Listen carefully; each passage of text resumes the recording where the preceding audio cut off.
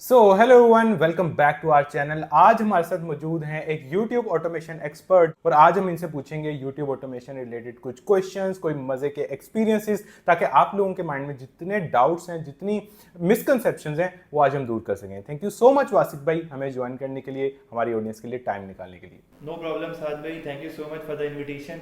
और मैं कोशिश करूंगा कि अपनी तरफ से जो मुझे आता है, जो मेरा नॉलेज है, उसको मैं इजी वे में और बेस्ट वे में डिलीवर करूं। Thank you. अच्छा वासिक भाई, स्टार्ट करते हैं सबसे पहले आपकी जर्नी से। आप अपने बारे में बताएं कि आप YouTube ऑटोमेशन फील्ड से रिलेटेड कब से जुड़े हुए हैं, आप क्या सर्विसेज प्रोवाइड करते हैं, कि आपके खुद के चैनल्स हैं, what actually are you doing. अच्छा साद भाई, ये बात है तकरीबन 2017 की, 17 के एंड में और अर्ली 2018 की। उस टाइम मैं फ्रीलांसिंग करता था, ग्राफिक डिज़ाइन, वीडियो एडिटिंग की सारी सर्विसेज देता था। तो उसके साथ साथ मेरे जहन में आइडिया आया कि क्यों ना एक फेसलेस चैनल बनाते हैं। उस टाइम एक चैनल था जानी टीवी, मैंने उसको देखा, वो मेरी एक इंस्पिरेशन थी। तो वो देख के ना मैंने अपना चैनल बना दिया। तो वो मेरा फेसलेस चैनल, पहला फेसलेस चैनल था। और वहाँ से ना मेरी कह लें कि एक काइंड ऑफ यूट्यूब ऑटोमेशन की जर्नी स्टार्ट हो गई।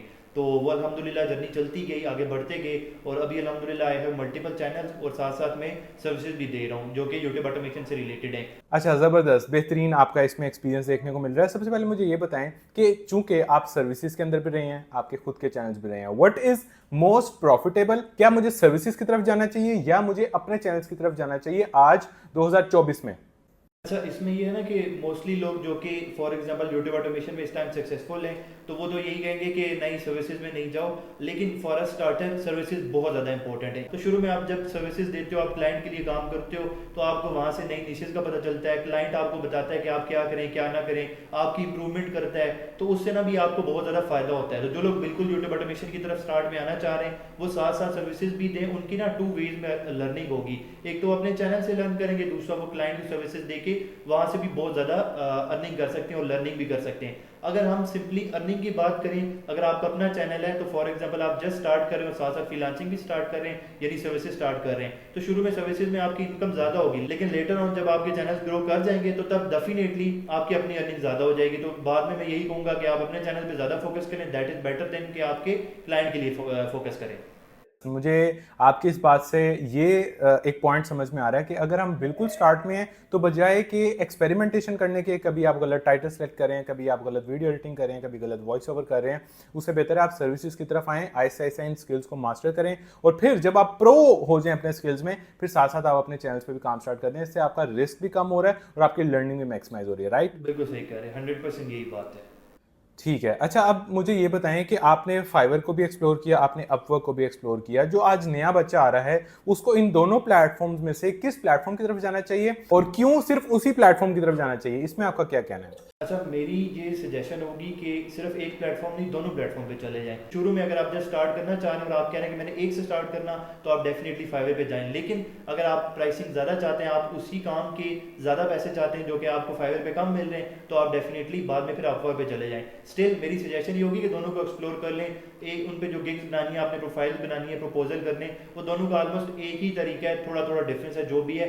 तो वो आप दोनों को एक्सप्लोर करें। बाद दफ़ा ये होता है कि शायद आपका फाइवर ना चले, अपवर्क चले, और बाद दफ़ा ये होगा कि अपवर्क बहुत अच्छा चल जाए, फाइवर ना चले। तो दोनों को एक्सप्लोर कर लें, लेकिन स्टार्टर जो है वो फाइवर इज बेस्ट। सही हो गया। तो वासिद भाई, अब अगला क्वेश्चन ये आएगा कि ठीक है, प्लेटफॉर्म भी फाइनल हो गया, अब ये बताएं कि हम स्किल्स कौन से सेल करें? क्या मुझे मतलब कि निश रिसर्च करना भी क्या एक स्किल है? जिसको अच्छी निश रिसर्च करनी आती है, क्या वो भी सर्विसेज दे सकता है? जिसको अच्छे टाइटल सेलेक्ट करने आते हैं, क्या वो भी सर्विसेज दे सकता है? क्या स्क्रिप्ट की अलग से सर्विसेज होती हैं? सर्विसेज बेसिकली हमने देनी कौन सी हैं? अच्छा ना, मोस्टली पहले ये था कि वीडियो एडिटिंग की सर्विसेज ज़्यादा सेल की जाती थी। मोस्टली अगर आपके पास कोई एक क्लाइंट आता था, वो यही कहता था कि यार आप वीडियो एडिटिंग करके दो। आप कहते स्क्रिप्ट किधर, वो कहता आप लिखो स्क्रिप्ट। वैसे ही वो कहते हैं ना, ग्रेवी में ही हो जाती होती थी। लेकिन अब ये नहीं है। अब क्योंकि जितना ये इंडस्ट्री ग्रो कर रही है, जितना इसमें मेच्योर हो रही है, तो डेफिनेटली छोटी छोटी स्किल्स इमर्ज हो रही हैं। अभी थंबनेल की एक्स्ट्रा अलग से स्किल्स हो रही है, ठीक है। थंबनेल लोग एक्स्ट्रा, सिर्फ कुछ लोग ऐसे जो सिर्फ थंबनेल ऑफर कर रहे हैं, कुछ लोग ऐसे जो सिर्फ स्क्रिप्ट ऑफर कर रहे हैं। आज से एक दो साल पहले अगर जाए तो ये चीज़ नहीं थी। फिर voice over, definitely human voice over है, तो अलग से सर्विसेज ऑफर हो रही है। वीडियो एडिटिंग अलग से ऑफर हो रही है। तो अभी ना ये सारी स्किल छोटी छोटी करके अलग से ऑफर हो रही हैं। और फिर डेफिनेटली अगर आपको ये सारी चीज़ें आती हैं, सब कुछ मैनेज कर जाते हैं, तो आप फिर एक एजेंसी मॉडल पे भी जा सकते हैं, जैसे कि हम लोग कर रहे हैं कि आप ना सब कुछ मैनेज करें। तो उसमें डेफिनेटली फिर आप ये जो जितना शुरू से लेके नीश रिसर्च से लेके तो वीडियो अपलोडिंग तक, चैनल मैनेजमेंट तक, ये सारा कुछ आप कर सकते हैं। सही है। लेकिन वासिफ भाई, एक बिगिनर क्या उसको शुरू में सारे स्किल्स की तरफ जाना चाहिए या उसको किसी एक पर्टिकुलर स्किल की तरफ जाना चाहिए? जब मेरे ख्याल में ना एक बिगिनर को शुरू में एक स्किल की तरफ जाना चाहिए, और जो कि इसमें सबसे इंपॉर्टेंट होगी वो वीडियो एडिटिंग है, क्योंकि जो क्लाइंट आपको ज़्यादा पैसे देगा ना, जो डॉलर्स देगा वो वीडियो एडिटिंग के देगा। स्क्रिप्ट को भी बस वही ग्रेवी में क्लाइंट की कोशिश होती है कि यार बस मिल जाए मुझे। इसी तरह वॉइस ओवर तो वैसे ही ए जनरेटेड है, तो आप कोशिश करें कि वॉइस ओवर भी सीख लें, लेकिन जो वीडियो एडिटिंग प्रोसेस है वो एक ऐसा है कि जिसमें टाइम ज़्यादा लग रहा है, तो बेहतर यही है कि आप वीडियो एडिटिंग पहले ऑफर करें। क्लाइंट बेसिकली आपसे वीडियो एडिटिंग ही मांगेगा। सही हो गया। और थोड़ा सा अब पोटेंशियल के बारे में बात कर सकते हैं कि एक यस। बंदा, एक बच्चा जिसने 3 महीने लगा के फेसलेस वीडियो एडिटिंग सीखी है, बेशक आपके चैनल से सीखी है, मेरे चैनल से सीखी है, मेरे कोर्स से सीखी है या कहीं से भी सीखी है, वो 3 महीने तक कितने पैसे महीने के कमा सकता है और इन द लॉन्गर रन उसका क्या पोटेंशियल है? अच्छा साथ भाई, एक तो दूसरे पॉइंट पे पहले आते हैं, लॉन्गर रन इसका बहुत अच्छा पोटेंशियल है। अगर आप क्वालिटी सर्विसेज दे रहे हैं, अच्छा काम दे रहे हैं, तो क्लाइंट डेफिनेटली आपके साथ लॉन्ग टर्म पे चलेगा। उसको पता है कि मेरा काम अच्छी तरह हो रहा है, क्लाइंट को आप प्रॉफिट कमा के दे रहे हैं, तो क्लाइंट आपके साथ लॉन्ग टर्म में चलेगा। अब ये कोई हम मैं फैक्ट एंड फिगर नहीं दे सकता कि इतना हो जाएगा, it could be $10,000, it could be $10, ये मैं कुछ नहीं कह सकता, लेकिन अगर आप क्लाइंट को जितना अच्छा काम देंगे वो उतना आपके साथ चलेगा। आपको मैं एग्जांपल देता हूँ कि अगर फॉर एग्जांपल आपका एक क्लाइंट है, तो आप उसको, अगर उसका एक चैनल है, आप उसको सक्सेसफुल बना देते हैं, विद इन 1 मंथ उसकी फॉर एग्जांपल आप 10 वीडियो महीने की करते हैं और वो 10 की 10 वीडियो अच्छी चल रही है या 1-2 भी अच्छी चल रही है, तो आपको कहेगा कि let's go and do another channel. तो आप दूसरा चैनल भी कर लें। अगर आप उसको भी प्रॉफिटेबल बना के देते हैं, तो क्लाइंट को जब तक आप प्रॉफिट दे रहे हैं, क्लाइंट खुद ब खुद आगे दूसरे तीसरे चौथे पे जाता जाएगा।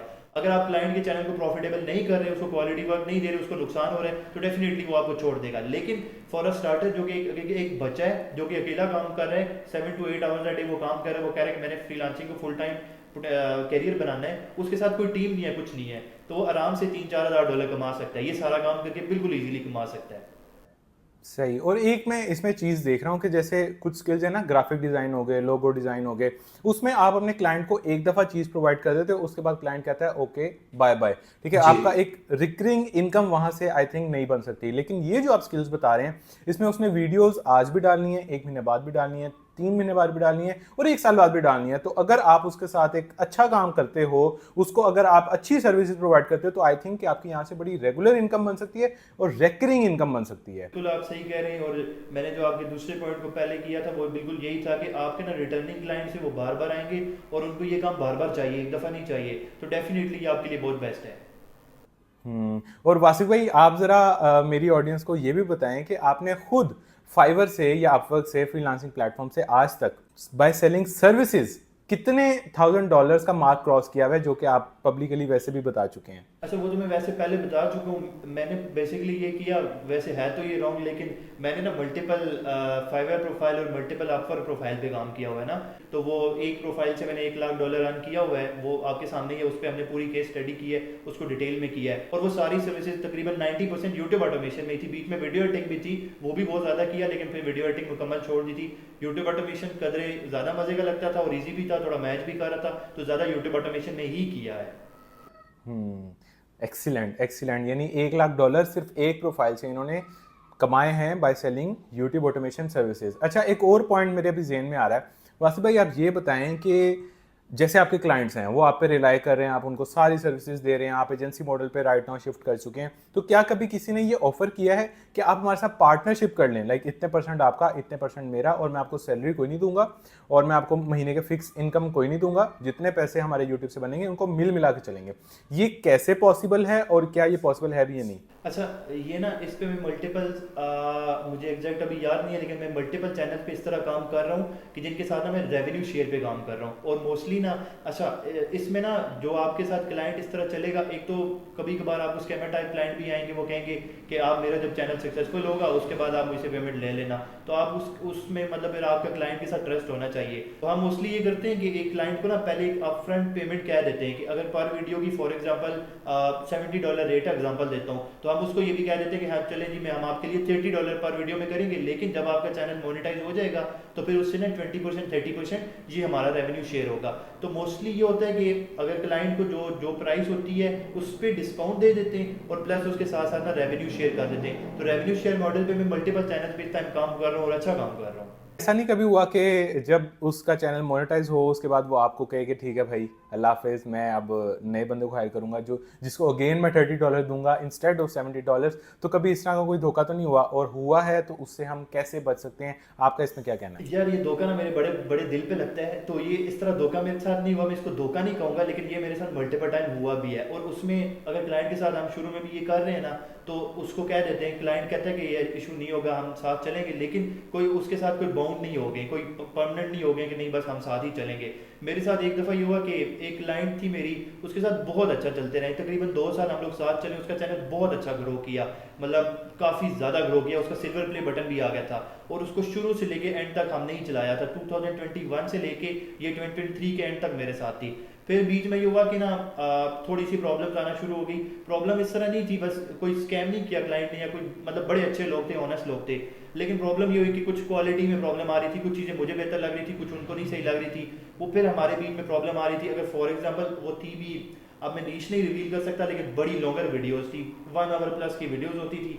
अब अगर उसमें क्लाइंट को प्रॉब्लम आ गई, वीडियो अपलोड कर रहे हैं, वीडियो फिर टाइम ज़ाया हो रहा, फिर वो कह रहे हैं कि इसमें चेंज करो, आगे जाओ पीछे जाओ, मतलब उसमें बहुत टाइम लग रहा था। तो हमारा सारा अपलोड स्केड्यूल डिस्टर्ब हो गया, सारा कुछ डिस्टर्ब हो गया। तो एट दी एंड वो करते करते इतनी प्रॉब्लम हुई कि वो क्लाइंट चली ही गई। वो मियाँ बीवी थे, दोनों थे, और उनके साथ हमारे 3 चैनल थे। तो वो तीनों चैनल फिर उन्होंने हमारे साथ छोड़ दिए कि हम नहीं करेंगे। और ऑनेस्टली बताऊं तो अभी तक उन्होंने उन चैनल पे अपलोडिंग भी नहीं की। वो कह रहे हैं कि हम अब कोई नया इसका सोच रहे हैं, तो मे भी वो क्या करेंगे, लेकिन ये भी हुआ है। तो स्कैम तो नहीं हुआ, लेकिन क्लाइंट छोड़ जाते हैं, तो छोड़ते तो सब ही हैं, अब क्या कह सकते हैं, ज़ाहिर है कोई भी परमानेंट नहीं हो सकता। अच्छा वासिफ भाई, आप चूंकि क्लाइंट्स के साथ बहुत ज़्यादा काम करते हैं और आप एक एजेंसी के लेवल पे आज पहुंच चुके हैं, तो आपने कम से कम भी कोई 50, 60, 70 या मे बी 100 के करीब आपने चैनल्स आपके हाथ से गुजरे ज़रूर होंगे, फेसलेस चैनल्स। तो आप मुझे बताएं कि जब इतने चैनल्स पे आपने काम किया है, तो ज़ाहिर है 100 चैनल्स गुजरे हैं, तो कम से कम 70-80 मुख्तलिफ निशेज़ पे आपने काम कर दिया होगा क्लाइंट्स को। तो आज तक सबसे बेस्ट आपको कौन सी को 3 बेस्ट निशेज़ आप बता दें जो आपको लगी हों अपने चैनल के लिए या क्लाइंट्स के चैनल के लिए? यार अगर ना आज की डेट की बात करें, तो ये जो क्राइम से रिलेटेड चैनल्स है ना, मतलब क्राइम ने तबाही की है। क्राइम इस पे 70-80% एवरेज जो ड्यूरेशन भी हमें मिला है, बहुत ज़्यादा।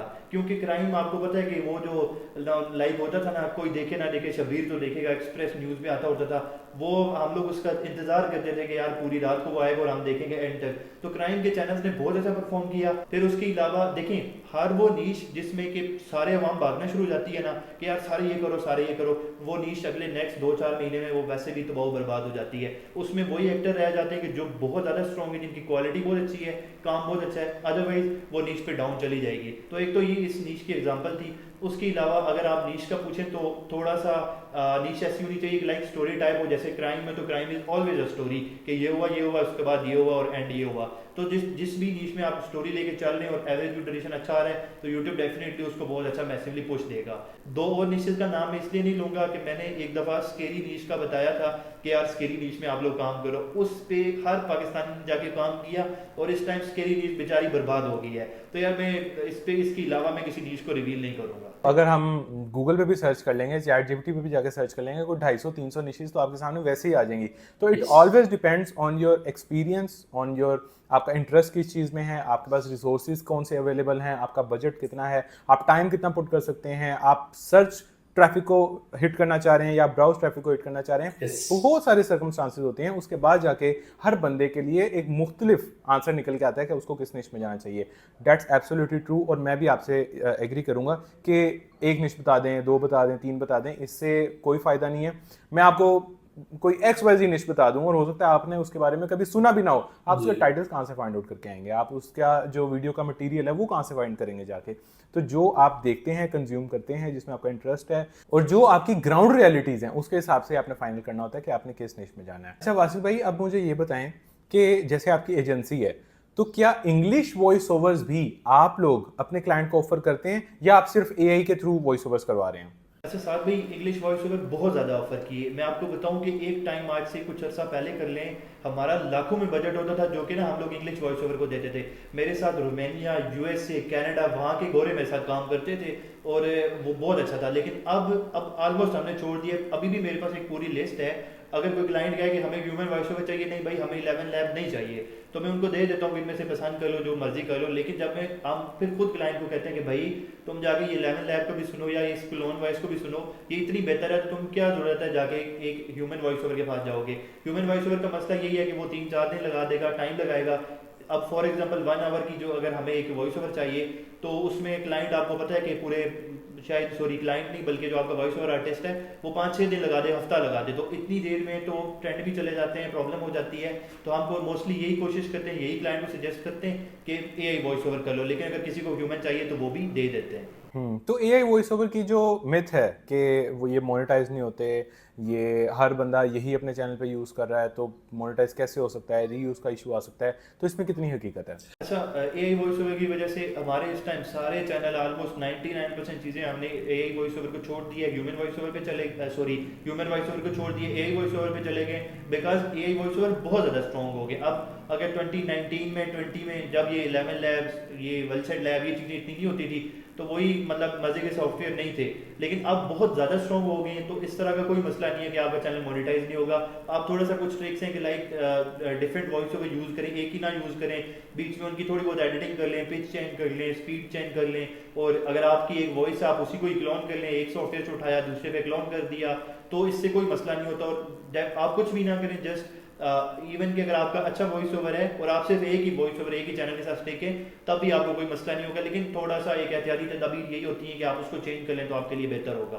क्लोन भी कर सकते हैं, पिच भी चेंज कर सकते हैं, लाइक उसकी वॉइस निकल गई उसके बाद उसको चेंज कर लें, या इवन उसको वॉइस निकालने से पहले भी चेंज हो जाता है सॉफ्टवेयर पे, उसकी स्टेबिलिटी चेंज अप डाउन कर लें, जो आपके माइंड को, आपके कानून को बेहतर लग रहा है आप वो कर लें। मतलब कोई फिक्स रूल नहीं है कि वासिफ भाई ये कर रहे हैं मैं भी ये करूँ, नो, जो आपको बेहतर लगता है। अगर आपको लग रहा है कि ये वॉइस ओवर इसकी स्पीड फास्ट, आप उसको थोड़ा सा स्लो कर लें। फिर चेंज करने का मतलब ये है कि अगर आपने एक कैरेक्टर को यूज़ किया है, फॉर एग्जांपल एक कैरेक्टर का नाम है एबीसी, तो आप XYZ यूज़ कर लें, कुछ और यूज़ कर लें, लाइक डिफरेंट कैरेक्टर्स होंगे, 11 लैब है, वेलसेट लैब है, इस टाइम ये दोनों टॉप पे हैं, तो आप इनके ना किसी भी कैरेक्टर को यूज़ कर लें, थोड़ा कैरेक्टर्स को चेंज करें, तो उससे ये होगा कि वो लाइक आपकी इंप्रेशन, चैनल पे इंप्रेशन ये जाता है कि कुछ एक ही मोनोटोनस वाइब नहीं है कि एक ही वाइब से लेके चल रहा है। लेकिन मैंने ये बात भी कही है और मैं दोबारा रिपीट करूंगा कि अगर आपका सिर्फ एक ही कैरेक्टर है, सिर्फ एक कैरेक्टर, मेरे पर्सनली चैनल्स हैं जो कि मैंने मोनेटाइज करवाए जस्ट एक कैरेक्टर से, वो एक कैरेक्टर था, वही एक कैरेक्टर है, उन पे चल रहा है, अभी तक रीयूज नहीं आया, तो चल जाता है, इशू नहीं होता। लेकिन एहतियाती तदबीर कर लें तो बेहतर है।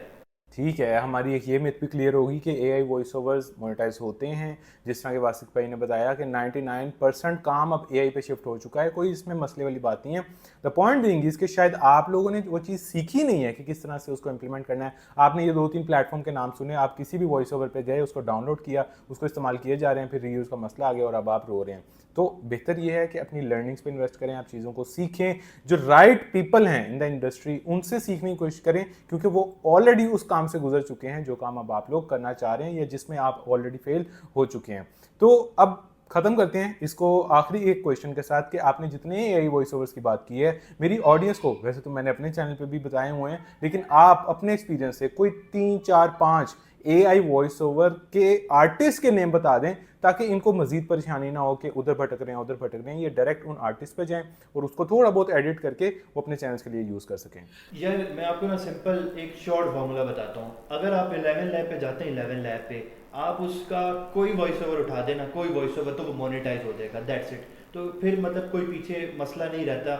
आप जो वॉइस ओवर उठाएं, मतलब 99% उसके वॉइस ओवर मोनेटाइज होंगे, जो आपके कानों को सही लग रहा है वो मोनेटाइज होगा। फॉर एग्जाम्पल अगर आपको एक चार्मिंग सी वॉइस चाहिए तो उसके लिए एक है, उसका नाम है डैन डैन, यानी अगर नॉर्मल कोई भी टॉपिक है जिसमें कोई सीरियस नहीं है, आपको लाइक नॉर्मल चार्मिंग सा एटीट्यूड है, नॉर्मल एक इम्प्रेसिव सा, तो एक डैन डैन के नाम से है। फिर उसके अलावा अगर आपको सीरियस चाहिए तो उसका क्या नाम है, वो सब ने उसको ही यूज़ किया, एडम। तो अब एडम जो है वो टिकटॉक पे भी वही लोग यूज़ कर रहे हैं, यूट्यूब पे भी यूज़ कर रहे हैं। तो मेरे ख्याल में यार जो सब लोग कर रहे हैं वो ना करो, सिंपली देख लो कि जो बहुत, उसमें ये भी इवन होता है 11 लैब में कि कौन सा बहुत ज़्यादा यूज़ हुआ है, जो सबने यूज़ किया और बहुत ज़्यादा यूज़ हुआ, आप कोशिश करें थोड़ा यूनिक करें, थोड़ा हटके करें। बिकॉज अगर आप एक व्यूअर आता है वो दूसरे चैनल पे भी और इधर भी, तो उसको एक डिफरेंट वाइब आनी चाहिए ताकि आपकी एक अपनी पहचान बने। तो थोड़ा कोशिश करें कि कोई डिफरेंट से वॉइस ओवर यूज़ कर लें। अब सीरियस में जैसे एडम सबने यूज़ किया, फिर इसी तरह एक और है, उसका क्या नाम है, ब्रियान, BRIAN, ब्रियान है या ब्रेन है, जो भी है। फिर उसके अलावा और बहुत सारे आर्टिस्ट हैं, लेकिन मैं किसी आर्टिस्ट का,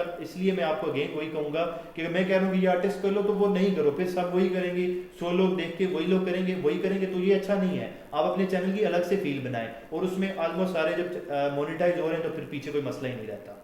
चलें, थैंक यू सो मच वासिक भाई। आज हमने सर्विसेज को डिस्कस किया बड़ी डिटेल से। आज हमने डिस्कस किया एआई वॉइस ओवर्स को। आई होप सो का इन दो से रिलेटेड, इन दो इशू से रिलेटेड अब इनको कोई क्वेश्चन माइंड में रह नहीं गया होगा। अब इसी तरह मैंने भी इनके चैनल पे एक इंटरव्यू दिया जिसमें हमने मजीद यूट्यूब ऑटोमेशन से रिलेटेड बहुत सी बातें की हैं। अब वासिक भाई आप बता दें कि आपका कौन सा चैनल है जहाँ पे ये वाली ऑडियंस जाके मेरा इंटरव्यू देख सकती है। अच्छा, मेरा चैनल जैसे साथ भाई ने बताया वासिक निसार नाम है, और वहाँ पे आप आएँ, पहली वीडियो आपको इंशाल्लाह यही मिलेगी, आप वहाँ पे देखें। और वहाँ पे भी मैंने 5 डिफरेंट क्वेश्चन किए हुए साथ भाई से, तो वो भी आप देखें, उससे भी आपको बहुत ज़्यादा फ़ायदा होगा, उससे भी आपको नॉलेज मिलेगा। चलें, ठीक हो गया। अब चलते हैं वासिक भाई के चैनल पे जहाँ पे जाके 5 मजीद मिथ्स जो यूट्यूब ऑटोमेशन की हैं उनको वहाँ जाके हम क्लियर करते हैं।